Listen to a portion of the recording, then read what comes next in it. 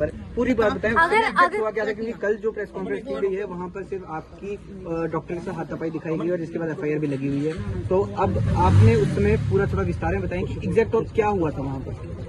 पापा के वाइटल्स सारे नॉर्मल थे। जब PGI से लाए गए तब PGI से लाए थे तब उनके वाइटल्स नॉर्मल थे।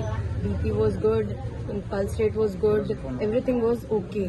एटलीस्ट उनकी सैचुरेशन भी ओके थी। 100% सैचुरेशन पे हम उनको लेके आए हैं यहाँ पे। यहाँ आने के बाद भी पापा ओके थे। बात कर रहे थे। पापा सर आप मेरे को एक बात बताओ, अगर आपके नॉर्मल सिर में दर्द होता है, लोग आंखें नहीं खोल पाते हैं। उनके सिर में तो ब्लीडिंग थी ना, तो आंखें खोलते थे बट वो बात नहीं कर पाते थे। वो आंखें खोलते थे, हाथ पैर हिलाते थे, सब करते थे, बट वो बोलते नहीं थे। ठीक है, हम यहाँ पे लेके आए उनको। PGI ने हमें बोला था कि हम आपको रेफर कर रहे हैं आपके घर के पास। क्यों? क्योंकि आप यहाँ हरास हो रहे हो, घर से दूर हो, आपकी फैमिली, और क्योंकि ये इलाज लंबा चलेगा। और उन्होंने ये कहा था कि आप अपने घर के पास जाके हॉस्पिटल में, GMC जम्मू में, आपने देख भी लिया होगा वो PGI का डिस्चार्ज, वहाँ जाके आप इलाज करवाओ। इलाज क्या, नॉर्मल जो बेसिक इलाज था वो चलाने के लिए उन्होंने बोला था, with same medication, same injections, same tablets, everything, हर चीज सेम थी, कुछ उसमें अलग नहीं था। जब हम यहाँ पे आए हैं, हमने एडमिशन करवाया। सर हाँ, मैं तो ये चीज बोल गई, PGI क्या, आपको ये बात पता है कि हम PGI क्यों लेके गए थे? क्योंकि यहाँ के डॉक्टर्स ने ना हमें ये चीज कही थी कि हमारे पास स्टाफ नहीं है, हम सफिशिएंट नहीं है इनकी सर्जरी करने के लिए, या फिर हम कोई भी मेडिकेशन उनको देने के लिए हम सफिशिएंट नहीं है। आप अपने एंड पे जो करना चाहते हो आप कर सकते हो, आप जहाँ लेके जाना चाहते हो ले जाओ। ये डॉक्टर्स की वर्डिंग थी उस टाइम पे।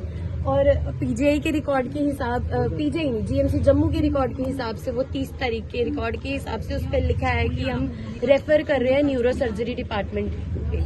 ठीक है, तो हम उनको PGI लेके गए थे। PGI ने भी उनको वहाँ से रेफर करके यहाँ भेजा था कि सेम मेडिकेशन चलनी है, आप हरास ना हो। ऑब्वियसली अटेंडेंट्स भी हरास होते हैं पेशेंट के साथ, तो उन्होंने बोला आप वहाँ जाके इलाज करवाओ, 2 हफ्ते बाद आप दोबारा आना रूटीन चेकअप के लिए।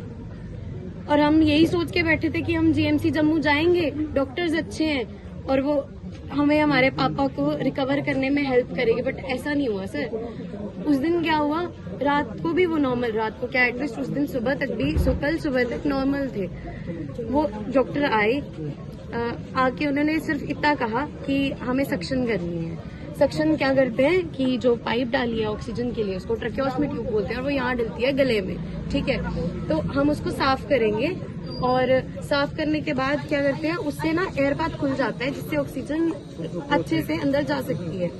तो उसने कहा कि हम सक्शन करेंगे, तो वो सक्शन करते करते उससे बहुत गंदे तरीके से पुल किया मेरे पापा को, और उनका हेड, मैं वही थी सर, उनका हेड ना ऐसे था, मतलब बेड से नीचे लटक रहा है। आप मेरे को बताओ कि जिस पेशेंट के सिर में ब्लीड किया हुआ है उसको ऐसे ट्रीट करेंगे? फिर बस यही करते करते उस लेडी ने वो ट्रैकियोस्मी ट्यूब बाहर निकाल दी और दूसरी डालने लगी। 7.5 mm की ट्रैकियोस्मी ट्यूब जो थी उनको डली थी, और जो उस टाइम पे डॉक्टर इंसर्ट कर रही थी वो सिर्फ 7 mm की थी। जनरली भी अगर हम कभी भी एक पाइप, मतलब पानी की पाइप भी अगर कभी जोड़ रहे होंगे, आप एक बड़ी पाइप की जगह छोटी पाइप कैसे जोड़ोगे? वो आप गैप मेंटेन कर सकते हो? नहीं कर सकते। तो वो उनकी सांसें हैं ना, आप उनके साथ कैसे खेल सकते हो? और ये सब आप कर रहे हो मेरी नजरों के सामने। वहाँ सीनियर डॉक्टर नहीं थे।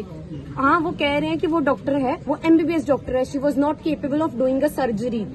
सबको पता है कि एक सर्जरी करने के लिए एक सर्जन की जरूरत होती है, और सर्जन MD होता है, एक्सपीरियंस्ड होता है, और MD होता है, MD MS होता है। ठीक है, फिर उसके बाद वहाँ कोई एनेस्थेटिक नहीं था, उन्होंने ऐसी पाइप निकाल दी। फिर वो पाइप इंसर्ट करे, उनसे हो नहीं रही, और वो देख रहे हैं ऑक्सीजन निकाल दी है। मैं उनको कह रही हूँ, मैडम आप ये क्या कर रहे हो, आप ये क्या कर रहे हो, हम डॉक्टर से, आप इंटरफेयर मत करो, आप हमारे सामने करो। यहाँ तक कि उन्होंने ना कैबिन के पास